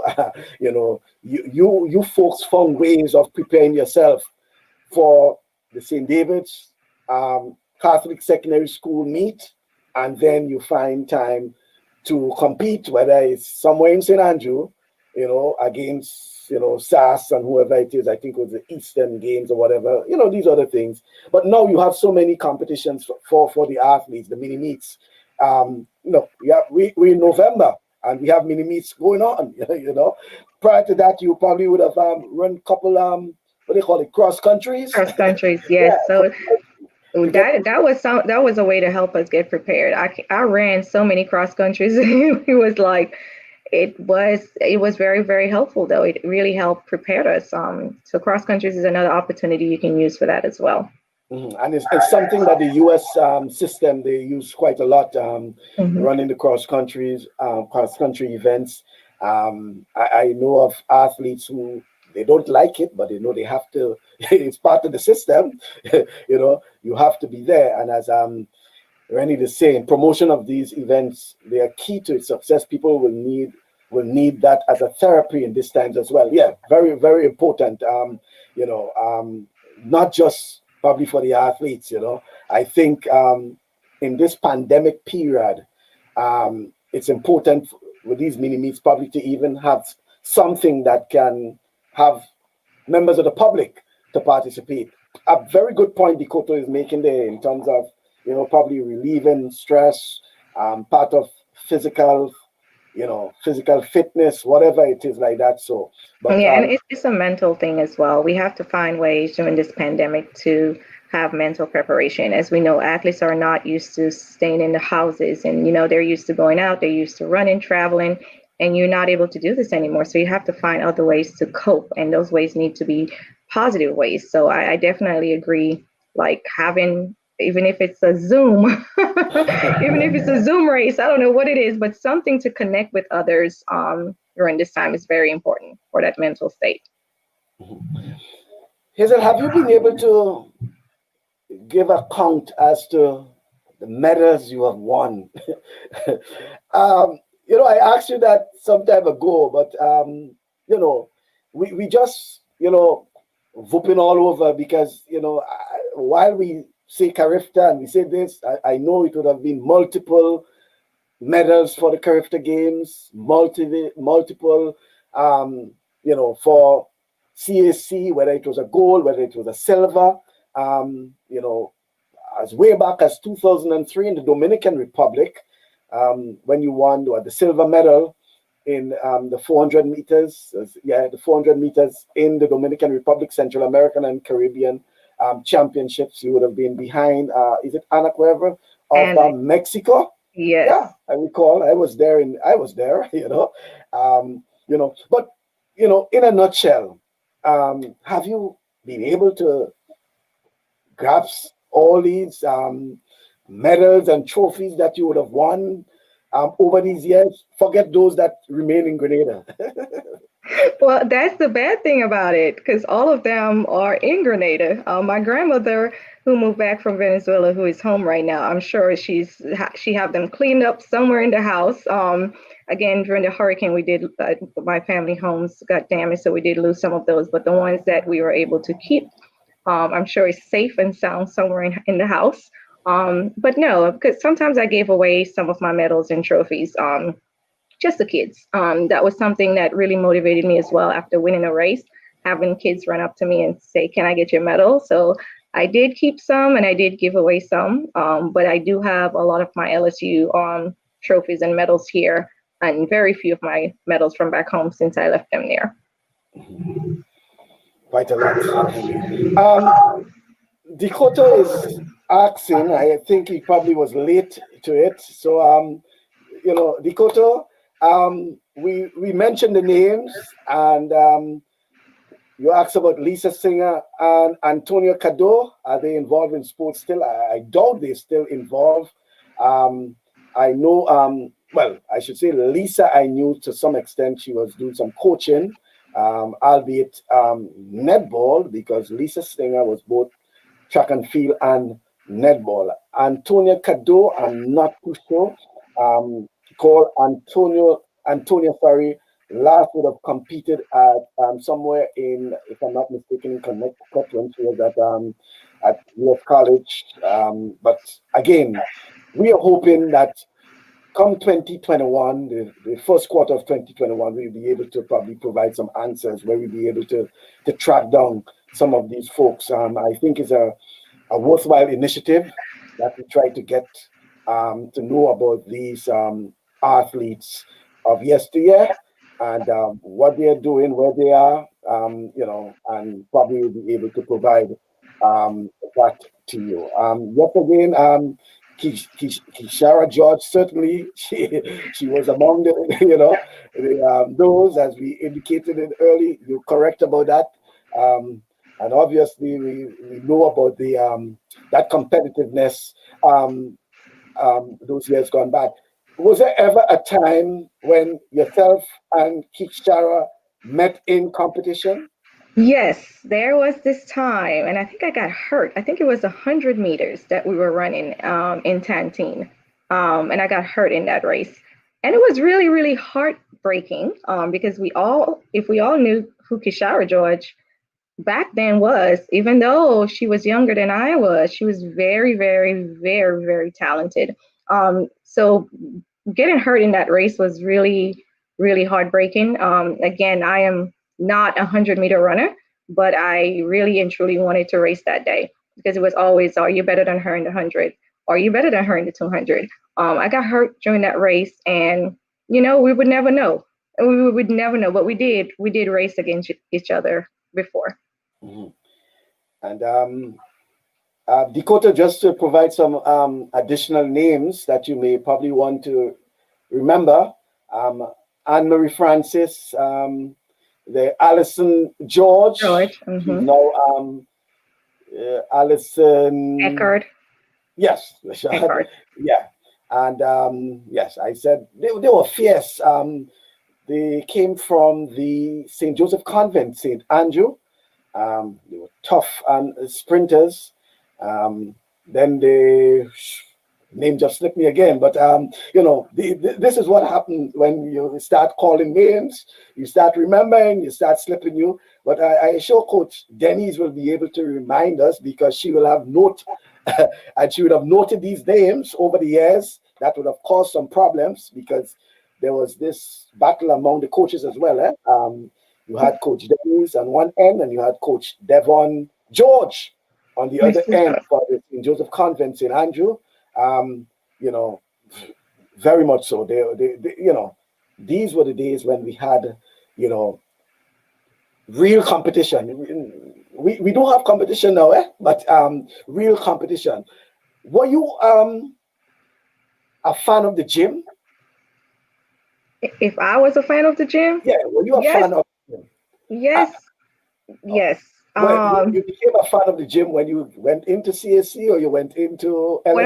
When I went to LSU, prior to CSC and back home, as you all know, our school is on top of a hill, right? So we did not need a gym. A lot of my strength and workout came from beach, running on the sand and running hills with parachutes and stuff. Coach Denise Williams, really and truly, we did not entertain gym because we used what we had, the hills and stuff like that to make sure that we were strong enough. So it was you said it was a decision by the coach not at that time to forgo gym. Yeah, at that time we really didn't need a gym because we did so many different strength works, whether it was running on the beach, like I said, running in the water, running the hills. I don't using the parachutes and other ways. Like we never really went into a gym back in my days, honestly.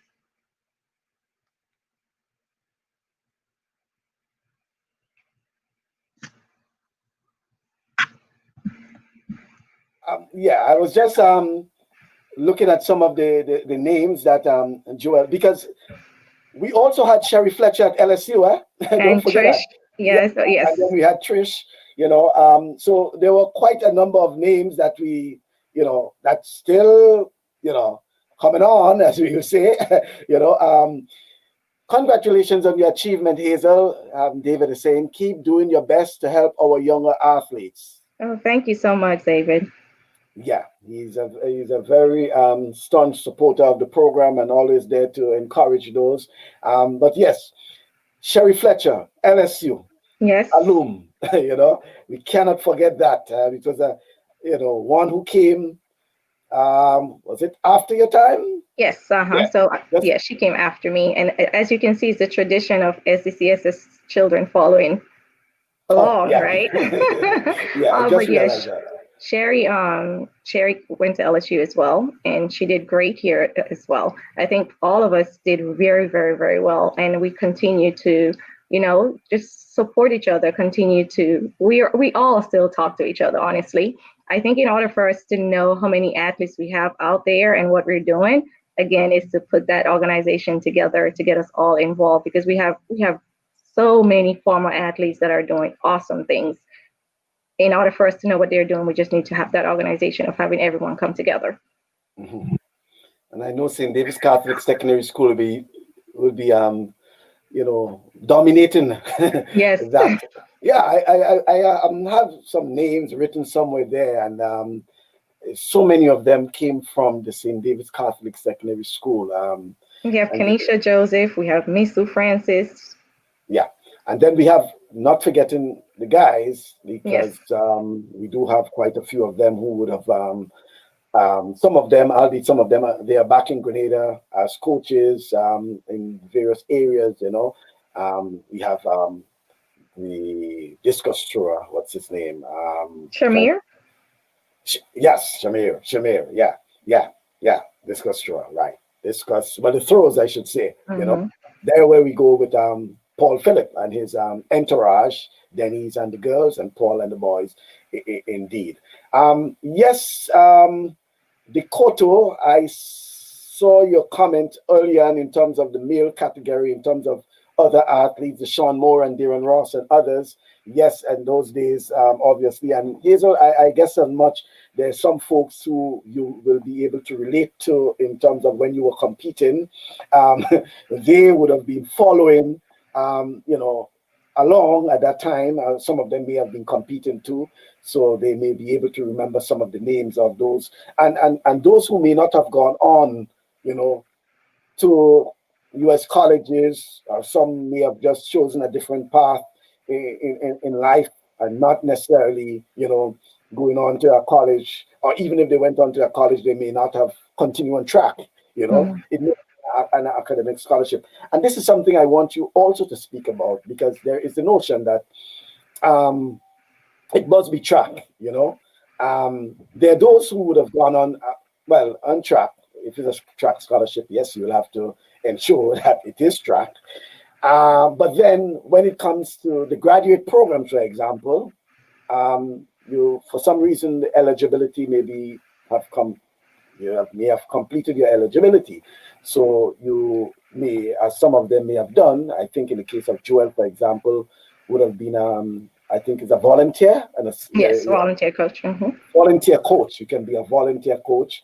I know there are those who would have skipped, eligibility to ensure that their senior year, their last year, they can compete. There's so many things that they can do. But as you say, it's understanding the NCAA rules and regulations. How do one get to and I mean, not so much me, I can do that, but the coaches and the parents and the athletes themselves, and I know of at least 2 parents who actually on the program listening there. How can they get those sort of information? How available information? And that is why Google exists, right? So we just simply have to just go on the internet and type in NCAA rules and regulations. Again, you have a wealth of information by just Googling and finding out the stuff that you need. If you, for some reason, do not understand what you're reading, it's important to connect with someone, whether it's myself, whether it's Joel, whether it's someone who formerly ran track or someone who knows about track and field. Even navigating the whole college coach's experience just by asking questions, because sometimes reading this information does not always mean that you understand it, especially if you're not an athlete or you're not familiar with the terms for what goes on in the United States colleges.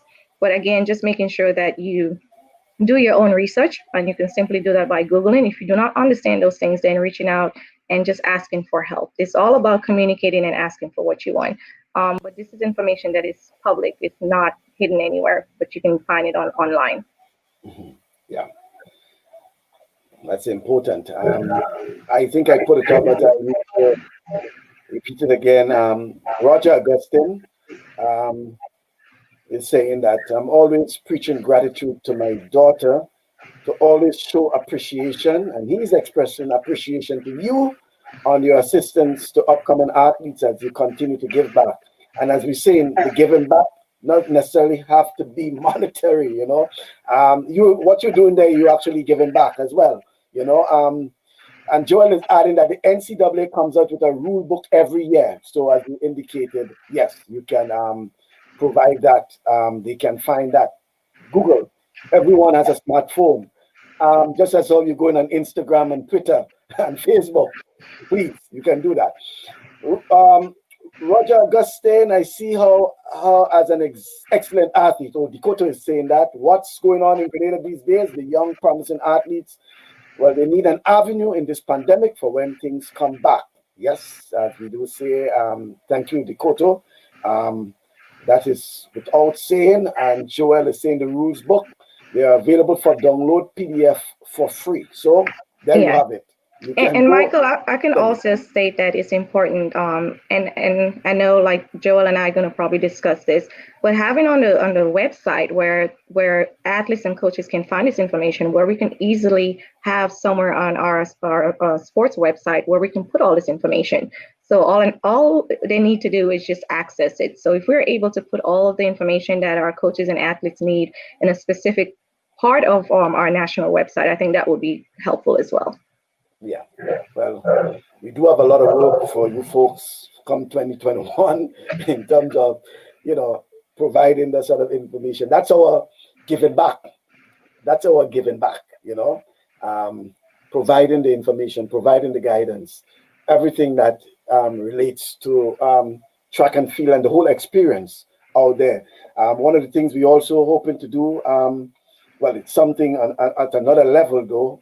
We spoke about, when I say we, a couple of us spoke about it, ensuring that the whole tradition of the pen relay experience, you know, so many of you would have competed at the pen relays, and, you know, and when you understand how some athletes would have been able to benefit from the pen relays, some people just see it as probably a trip to the pen relays, but so many coaches make it to the pen relays. So many coaches look at the tape of the pen relays. And pen relays, that has now evolved into not just track, but there's the field component.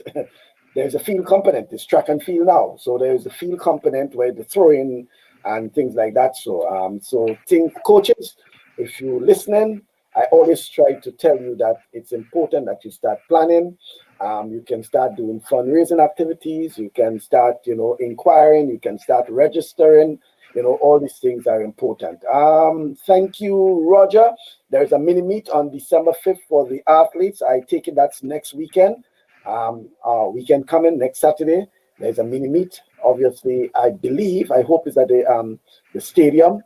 And I think there is also a limit in terms of capacity at the stadium.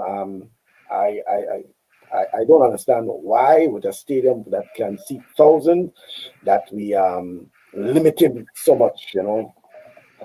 Probably 100, 200 is okay, you know.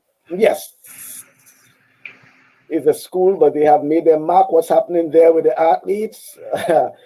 Wester Hall Secondary School, yeah. It's part of the St. David clan as well, and I know there would have been, while there may have been a rivalry, I think to an extent Wester Hall Secondary School, Hazel, would have had its fair share of successes over the years. And as you recall, there was a year that they even participated in the pen relays, you know, and they won the boys championship. You know, they have produced top athletes. Again, is it something in the St. David, the parish of St. David, that we are seeing that St. David's Catholic Secondary School at one end and then the Wester Hall Secondary School at the other end producing so many top athletes? Again, it goes back to being passionate and wanting what's best for you. I think a lot of athletes have seen the success of, the Wester Hall School have seen the success of St. David's Catholic Secondary School. And mimicking that is very important because, again, we are in the era where we know in order to go to college, it's going to take us having to really and truly use our talent. And that's not just for Grenada. I think it's for all Caribbean athletes. we know our parents would not be able to send us to college. So the best way to do that is to use our talent, and exposure is very important. So again, just making sure that you use all avenues that you have to expose the athletes, to make sure that people know who they are, know what they're about, and giving them an opportunity to use that to get to college. So I don't think it's something that I would even question. I think St. David's on a whole, they want that. They want that greatness. They want that success, and they love competing. And in order for that to happen, you have a school right up the street that you compete against all the time. And not just speaking on a St. David's level, just speaking on a level of Grenada, period. I think we have amazing coaches, amazing athletes. But we have to work together. We have to come together to figure out what's going on in order to navigate that whole, what's the next steps. Okay. Here we go with one now. I can see a lot of under 7 to under 13 doing well because their academics don't interfere with the training times. However, it seems as soon as they hit Form 3 in secondary schools, the teachers' focus is only on academics. Hazel, let's talk about that. Teachers making that decision as to, especially noting the potential of these athletes, and then the teachers making a decision that the focus should be only on academics. Well, honestly, I think the focus always should be on academics. Without academics, you really and truly can't get a scholarship. You can't get to the next step. I think you have to have that balance. Yes. So you're a student athlete. You're not an athlete student. So the student part always comes first. But you have to have that balance. Also, teachers who are there to educate may not always think about the track and field part. So I think that's where the coaches and others come in. So you have to have that balance. You need both. You need the academics and you need the talent. And having that balance is very, very important. So I would say for the teachers, if you notice that you have children who are great academically and great on the field as well, that you find that balance and make sure that they're being successful in both areas. But the academics is definitely one of the most important focus right here. Oh, okay. Well, let's continue with that because Roger is making an additional point, which is important, and something I came up recently with another parent, and he is in the same predicament. Athletics in general have taken serious blows with no intercall. Teachers work to rule, and now COVID-19. Just to give an example, my daughter is in Form 3 and no intercall experience to date, which I know is something that is bothering someone like Roger, who is thick and thin with his daughter all over the stadium, wherever she's competing, and even at Form 3 in secondary school, she is yet to compete in an intercall championship, albeit because of the work to rule and now the COVID, That's a lot. And we still do not know what will take place in 2021. As of now, we still don't know. We never know what can happen. So it's something that I know that is worrisome to him and probably to other parents as well. Yeah, and I think it's worrisome to us as well. Because I mean, I'm not physically in Grenada, but I read up a lot and listened a lot about the work to rule. I think as an island, we need to really and truly understand the impact of both. We need to understand the impact on educators, and we need to understand the impact on our athletes as well. As an educator, we always have to work towards the best interests of both groups. I totally don't understand how difficult that is, because again, if children are not able to participate in intercall or get that exposure, then it's really hard for them to get that times that they need, or to get that scholarship that they need. So I think we have to find a way to navigate both and have an understanding of both, what it means for the educators and what it means for the athletes as well, and not having either of them have to sacrifice or have to not be able to experience what they need to get to the next level, because it's important for both. Okay, then our comments are coming in. quickly now, although we have 5 more minutes of the program, but we'll try to get as much as possible. Ikoto, I think there should be a balance because students must be well-rounded. Sports policy is what's going to help bring about that balance. It should be a community school initiative. I agree. I totally agree. This is not about a parent only. It's not about a particular school. It takes all of us. It's going to take the community. It's going to take the work together partnership. It's going to take everyone. We should not have to make sacrifices that's going to affect either side. We have to find that balance. I definitely agree. Okay. Joel is saying, I think the teachers and coaches need to collaborate and communicate to make that balance happen. He also added that it's a sacrifice. There were times I did not compete for GBSS at mini meets or relay meets because I ran for a club. I traveled to places like Trinidad with my club to compete at the Hampton Games, etc. So sometimes it takes some sacrifice, and probably I may add some sort of collaboration, some sort of engagement, because not all will agree or, will want to agree that you should be released for your club, So as you said, sacrifice, engagement, collaboration, whatever it is, clubs, schools, and in some extent, as Dikoto is saying, even the community being involved, Yes, we have to find ways. A lot of us has made sacrifices to make sure that we get what we need.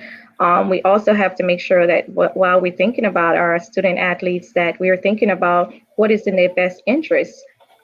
We don't have to stick with policies and stuff that's been there for ages. We can revamp things and we can make sure that it's aligned to the direction of the vision that we have for our country, the vision we have for a specific school, or the individual visions that we have for ourselves.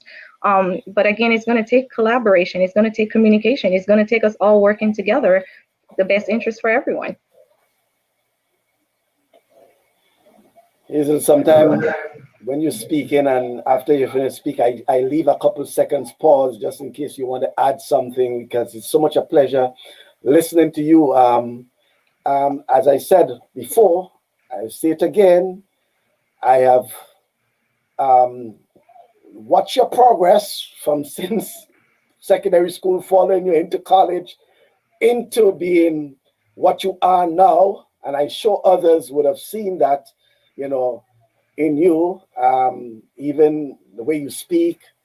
And I continue to encourage you to do what you're doing in encouraging, in motivating, in providing guidance, to our young athletes. They need it, They need it.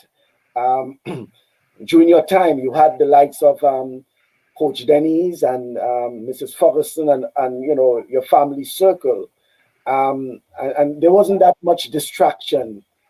Now, more than ever, I think our young people, and Roger will say that as a father, he's there for his daughter. He's there as a parent, sometimes sacrificing work to be there, as a parent, to ensure that the kids show appreciation, that when they're out there training or when they're out there competing, that their parents and their others who really appreciate what they do. With the few minutes we have, let's just take a few more. Of course, Ken is saying, Hazel, so proud of you. That's my auntie. Yes, I know your auntie. I know is your proud auntie, I should say. She's always there supporting you. Thank you very much, Ken. This is where the district groups, branches come into play to collaborate to organize the different meets. Communication is needed urgently for progress of sports in Grenada in general. It should also be about the student athletes, and I always say this at St. David's Catholic Secondary School, the coaches and teachers there, from what I have seen, they have always been about what's best for the student athletes and not what's best for themselves as the coaches. That's why they have been so successful for so many years. I totally agree with you, Joel. It's a level of sacrifice that I believe needs to happen in every school. I'm not saying it's not, but I just know that at St. David's Catholic Secondary School, even to this day, the sacrifices are still being made. It's about the level of appreciation from the student athletes as well, and understanding that we're living in a new era where we too have to make sure that we're making sacrifices to do what's best for ourselves. Okay then, what a nice way to end. The time has run up so quickly, but I know the chat and the comments will continue on the forum. But it was so much a pleasure listening to you, Hazel, and hearing from you. And as I said, when we had the first program, which you were on just as support, I said, will be a separate time for you. And obviously, there will maybe a separate time for you again to talk about other things, because I think you have added so much to the discussion. And, across the line, not just track and field, but I think every parent, every coach will appreciate your comments this afternoon. Thank you very much, Dikoto. I appreciate you being part of the program for all your comments. Joel, thank you. Also to all the others who would have provided. Auntie Ken, I can't forget you, Roger, and all the others who would have added, David, and obviously Coach Dennis Williams and others who provided comments. Not forgetting Huzzy Dorset, and as he said, and as he indicated, the young one will be a track athlete. All right. No, I just want to say thank you, Michael. I think this was a great opportunity for me, and I want to thank you for always finding ways to get us involved. It means a lot to us, and I'm just looking forward for great things, not just from this program, but from all other endeavors that we're going to try to put together along the way. And just thank you for everything that you're doing. Okay, then. Well, I want to thank you once again, Hazel, and all the best. And as we said, we'll keep in touch and we'll discuss more. Thank you very much. Thank you. Thank you, everyone. Bye. Okay, bye. So that's Hazel there giving us quite a bit. And we do appreciate her involvement and continued involvement in sports. Well, thank you for viewing, and don't forget to join us on Thursday for TalkSports. That's from 6:30 p.m. Eastern time, or make it 7:30 Eastern Caribbean time for another program. And hopefully next Saturday, we'll be joined by the former principal of the Grenada Boys Secondary School, Mr. Victor Ashby. Yes, hopefully, once it's really confirmed, but Mr. Victor Ashby is expected to be on our program next Saturday. And coming up in the month of December, because of the holidays in December, we'll have an open forum. I think it will be on the 19th of December. That's the Saturday before Christmas. We will have an open discussion. We're supposed to have it once a month, but for the month of November, it was so congested in terms of, and then with the holiday, the Thanksgiving holiday, we did not want to skip too many. So we skipped November, but definitely we'll have a program to end 2020, an open discussion, open forum where we'll be discussing sports across the board on the 19th of December. So don't forget. So once again, join us on Thursday for another program, 6:30 in the afternoon, 7:30 your time in the Caribbean, the Eastern Caribbean. Until then, stay positive, test negative.